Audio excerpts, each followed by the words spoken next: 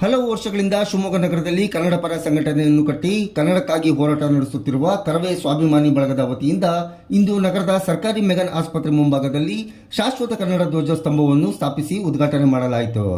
ನೂತನವಾಗಿ ನಿರ್ಮಾಣ ಮಾಡಲಾದ ಧ್ವಜಸ್ತಂಭ ಉದ್ಘಾಟನಾ ಕಾರ್ಯಕ್ರಮವನ್ನು ಕರವೇ ಸ್ವಾಭಿಮಾನಿ ಬಳಗದ ಅಧ್ಯಕ್ಷರಾದ ಕಿರಣ್ ಕನ್ನಡಾಂಬಿಗೆ ಪೂಜೆ ಸಲ್ಲಿಸುವ ಮೂಲಕ ಚಾಲನೆ ನೀಡಿದರು. ಕಾರ್ಯಕ್ರಮದ ನಿಮಿತ್ತ ಆಗಮಿಸಿದ್ದ BEO Ramesh, Doddapete PI Manjunath, RTO ಅಧಿಕಾರಿಗಳಿಂದ ನೂತನ ಧ್ವಜಸ್ತಂಭದ ಕನ್ನಡ ಧ್ವಜಾರೋಹಣ ನೆರವೇರಿಸಲಾಯಿತು. ಇನ್ನು ಬಂದಂತಹ ಕನ್ನಡ ಅಭಿಮಾನಿಗಳಿಗೆ ಲಘು ಉಪಹಾರದ ವ್ಯವಸ್ಥೆಯನ್ನು ಕೂಡ ಮಾಡಲಾಗಿತ್ತು.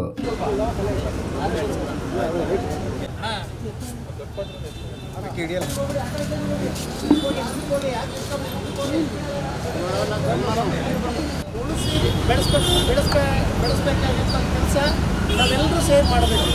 ಅದನ್ನು ಹೇಗೆ ಮಾಡಬೇಕಂದ್ರೆ ಪ್ರಾಕ್ಟಿಕಲಾಗಿ ಮಾಡಬೇಕು. ಏನು ಕನ್ನಡದ ನಾಡೋನುಡಿ ಬಗ್ಗೆ ಈ ರೀತಿ ಮುಖಾಂತರ ಕನ್ನಡ ಜನರನ್ನು ಸಂಘಟನೆ ಮಾಡೋದ್ರ ಮುಖಾಂತರ ಕನ್ನಡ ನಾಡೋನುಡಿಗೆ ನಾವು ಕೊಡುಗೆಯನ್ನು ಕೊಡೋದ್ರ ಮುಖೇನ ನಾವು ಕನ್ನಡನ ಉಳಿಸ್ಬೇಕಾಗತ್ತೆ. ಇವರು ಬರೀ ಇದಿಷ್ಟೇ ಅಲ್ಲ, ಇನ್ನೂ ಭಾಳಷ್ಟು ಒಳ್ಳೆಯ ಸಮಾಜಮುಖಿಯಾದಂಥ ಕೆಲಸಗಳನ್ನು ಸ್ವಂತ ಕಿರಣ್ ಕುಮಾರ್ ಮತ್ತು ಅವ್ರ ಸ್ನೇಹಿತರು ಮಾಡ್ತಾ ಇದ್ದಾರೆ. ಅನೇಕ ಶಾಲೆಗಳಿಗೆ ನಾನು ಶಿಕ್ಷಣ ಇಲಾಖೆ BO ಆದ್ದರಿಂದ ಅನೇಕ ಶಾಲಾ ಮಕ್ಕಳಿಗೆ ಊಟದ ತಟ್ಟೆ ಪ್ಲೇಟ್ಗಳನ್ನು ಮತ್ತು ಶಾಲೆಗೆ ಬೇಕಾದಂಥ ಮೂಲಭೂತ ಸೌಲಭ್ಯಗಳನ್ನು ಕೊಡಿಸಿದ್ದಾರೆ ಕಿರಣ್ ಕುಮಾರ್ ಅವರ ಸ್ನೇಹಿತರೆಲ್ಲ ಸೇರಿ. ಇಂಥ ಕನ್ನಡದ ಸೇವೆ ಮಾಡೋದ್ರ ಜೊತೆಯಲ್ಲಿ ಈ ಸರ್ಕಾರಿ ಶಾಲೆಯ ಮಕ್ಕಳ ಬಗ್ಗೆನೂ ಮತ್ತು ಬೇರೆ ಬೇರೆ ಬಡವರ್ಗದ ಜನರ ಬಗ್ಗೆನೂ ತುಂಬ ಸಹಾಯವನ್ನು ಮಾಡ್ತಾ ಇದ್ದಾರೆ.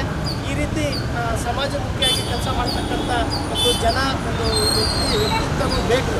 ಅಂಥ ಒಂದು ಒಳ್ಳೆಯ ವ್ಯಕ್ತಿತ್ವವನ್ನು ಇಟ್ಕೊಂಡು ಈ ಒಂದು ಉತ್ತಮವಾದಂಥ ಕೆಲಸ ಮಾಡ್ತಿರ್ತಕ್ಕಂಥ ಶ್ರೀಯುತ ಕಿರಣ್ ಕುಮಾರ್ ಮತ್ತು ಅವರ ತಂಡದವ್ರಿಗೆ ನಾನು ನಮ್ಮ ಶಾಲಾ ಶಿಕ್ಷಣ ಇಲಾಖೆ ಮತ್ತು ನಮ್ಮ ಎಲ್ಲರ ಪರವಾಗಿ ಅಭಿನಂದನೆ ಸಲ್ಲಿಸ್ತಾ ಹೇಳ್ಬಾರ್ದು.